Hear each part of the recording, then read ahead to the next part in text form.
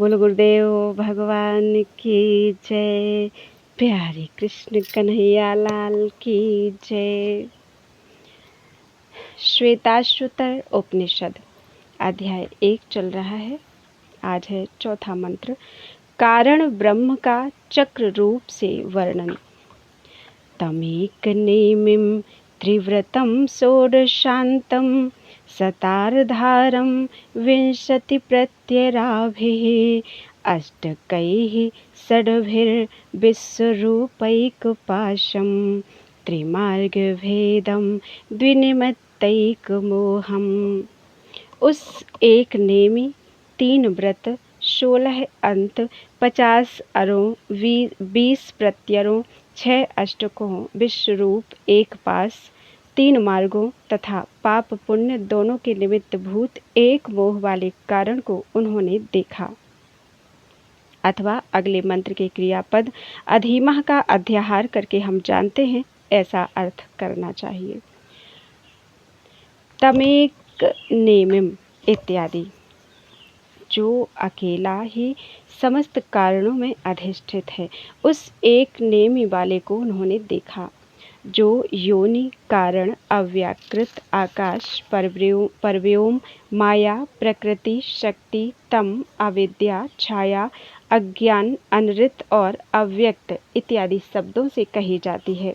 वह एक कारण अवस्था ही जिस अधिष्ठाता अद्वितीय परमात्मा की नेमी के समान, नेमी अर्थात संपूर्ण कार्यवर्ग का आधार है, ऐसे उस एक नेमी वाले और त्रिव्रतम सत्व रज तम रूप प्रकृति के 3 गुणों से व्रत अर्थात घिरे हुए परमात्मा को कारण रूप से देखा तथा 16 विकार अर्थात 5 भूत 11 इंद्रियां, ये जिस आत्मा के अंत अवसान यानी विस्तार की समाप्ति है, उस 16 अंतों वाले अथवा प्रश्नोपनिषद में यस्मिन् नेताः षोडश कलाः प्रभवन्ति, यहाँ से लेकर सा प्राणम सृजत प्राणात् श्रद्धाम इत्यादि मंत्र से कही हुई जो प्राण से लेकर नाम पर्यंत 16 कलाएं हैं। प्रश्नोपनिषद के 6ठ प्रश्न में निम्नलिखित 16 कलाएं बताई हैं। प्राण, श्रद्धा, आकाश, वायु, तेज, जल, पृथ्वी, इंद्रिय, मन, अन्न, वीर्य, तप, मंत्र, कर्म, लोक और नाम। वहाँ कला शब्द का अर्थ इस प्रकार है। कम ब्रह्म लीयते आच्छाद्यते यया सा कला, अर्थात जिसके द्वारा का अर्थात ब्रह्म लीन अर्थात ढका हुआ है, उसे कला कहते हैं। इन्होंने ब्रह्म के पारमार्थिक स्वरूप को ढक रखा है, इसलिए ये कलाएं हैं। वे ही जिसका अवसान है, उस आत्मा को कारण रूप से देखा। अथवा एक नेमिम इस पद से कारणभूता अव्याकृत अवस्था का वर्णन किया गया है। उसके समष्टि कार्यभूत विराट और सूत्रात्मा ये 2 और व्यष्टि कार्यभूत भूह आदि 14 भुवन ये 16 जिस प्रपंच रूप से स्थित परमात्मा के अंत हैं, उस षोडशांत को कारण रूप से देखा। 50 अरों वाले विपर्यय अशक्ति तुष्टि और सिद्धि नामक 50 प्रत्यय भेद जिसके अरों के समान हैं, उस 50 अरों वाले को देखा। तम मोह महामोह तामिश्र और अंधतामिश्र ये 5 विपर्यय के भेद हैं। अशक्ति 28 प्रकार की है, तुष्टि 9 प्रकार की है और सिद्धि 8 प्रकार की। ये ही 50 प्रत्यय भेद हैं। इनमें तम के 8 भेद हैं। आत्मभूत 8 प्रकृतियों में आत्मभाव होना। आत्मभूत 8 प्रकृतियाँ कौन सी हैं? सांख्य शास्त्रानुसार प्रधान, महत्तत्व, अहंकार और पंच तन्मात्रा ये 8 प्रकृतियां हैं। इनमें भी प्रधान केवल प्रकृति है और महदादि 7 प्रकृति विकृति है। तथा श्रीमद् भगवद गीता में पृथ्वी, जल, अग्नि, वायु, आकाश, मन, बुद्धि और अहंकार को भगवान की अष्टधा प्रकृति कहा है। किंतु आगे ये प्रकृतियां प्रकृति अष्टक में ली हैं, इसलिए यहाँ पूर्वोक्त सांख्य सम्मत प्रकृतियाँ ही समझना चाहिए। तो आत्मभूत 8 प्रकृतियों में आत्मभाव होना, यही भावों के विषय भेद के अनुसार 8 प्रकार का तम है।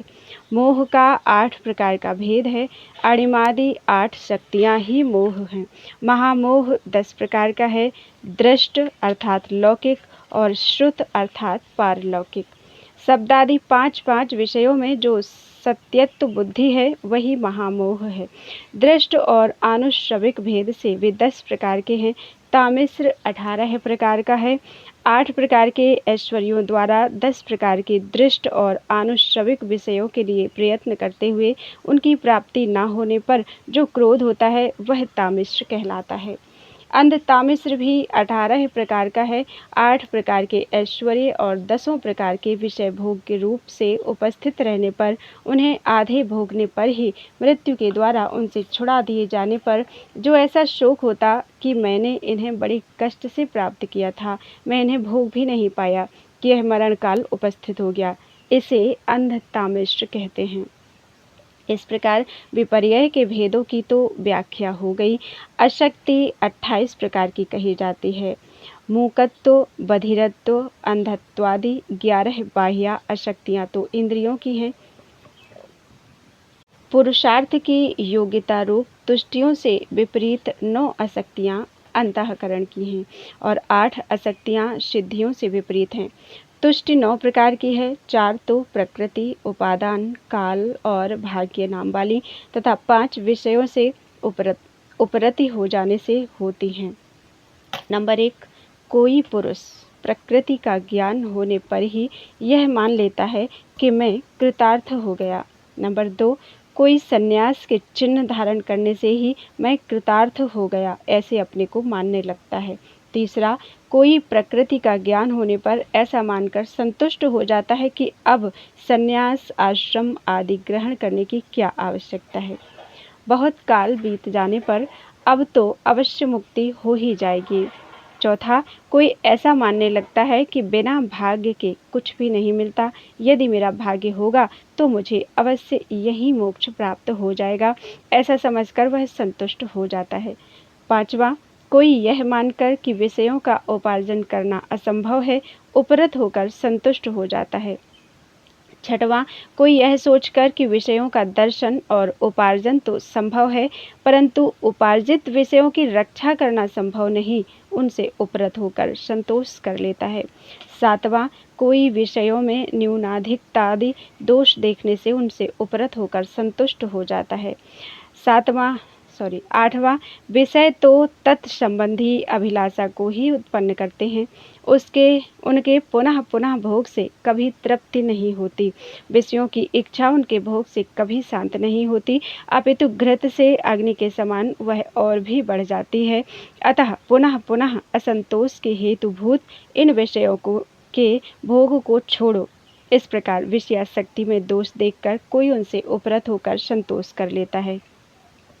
9वां, जीवों की हिंसा किए बिना भोग मिलना संभव नहीं है और जीव हिंसा पूर्वक भोग भोगने से अधर्म होगा तथा अधर्म से नरक आदि की प्राप्ति होगी। इस प्रकार हिंसा रूप दोष देखकर कोई उनसे उपरत होकर संतोष कर लेता है।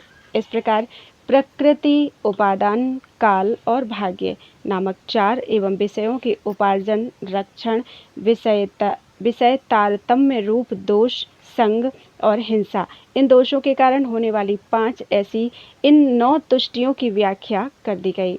अब सिद्धियां बतलाई जाती हैं। 3 सिद्धियां तो ऊह, शब्द और अध्ययन नाम की हैं।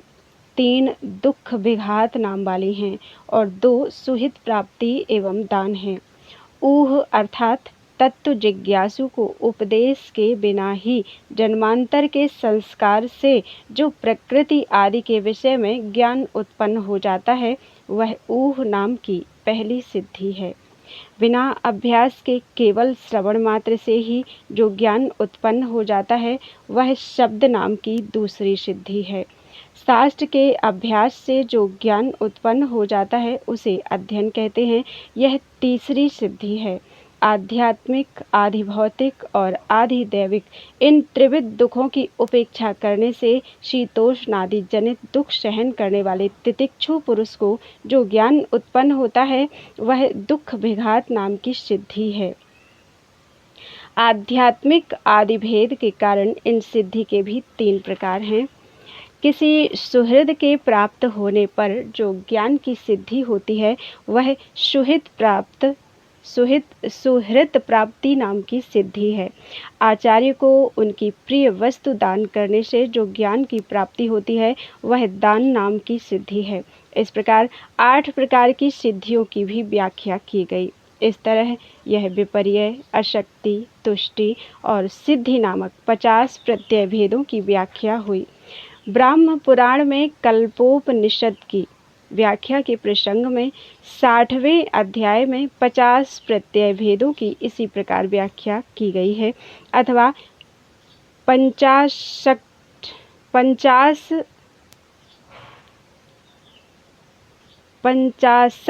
शक्ति रूपिणः। इस पुराण वाक्य में परमात्मा की जिन शक्तियों का उनके स्वरूप से वर्णन किया है वे ही जिसके अरों के समान हैं, उस सरताधार अर्थात 50 अरों वाले को कारण रूप से देखा।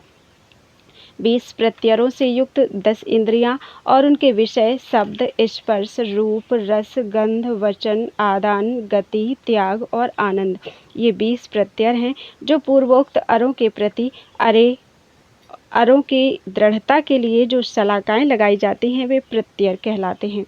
उन प्रत्ययों से युक्त तथा 6 अष्टकों से युक्त को कारण रूप से देखा। ऐसी योजना करनी चाहिए। पृथ्वी, जल, अग्नि, वायु, आकाश, मन, बुद्धि और अहंकार, यह मेरी 8 भेदों वाली प्रकृति है। यह गीतोक्त प्रकृति अष्टक है। त्वचा, चर्म, मांस, रुधिर, मेद, अस्थि, मज्जा और शुक्र, यह धात्वष्टक है। अणिमादि ऐश्वर्याष्टक है। अणिमा, महिमा, गरिमा, लघिमा, प्राप्ति, प्राकाम्य, ईशित्व और वशित्व, ये 8 ऐश्वर्य हैं। तो अणिमादि ऐश्वर्याष्टक हैं धर्म, ज्ञान, वैराग्य, ऐश्वर्य, अधर्म, अज्ञान, अवैराग्य और अनैश्वर्य, यह भावाष्टक है। ब्रह्मा, प्रजापति, देव, गंधर्व, यक्ष, राक्षस, पितृगण और पिशाच, यह देवाष्टक है। और 8 जिन्हें आत्मा के गुण समझना चाहिए वे समस्त प्राणियों के प्रति दया, क्षमा, अनसूया अर्थात निंदा न करना, शौच, अनायास, मंगल, अकृपणता और अस्पृहा, ये 6ठा गुणाष्टक है। इन 6 अष्टकों से युक्त को कारण रूप से देखा।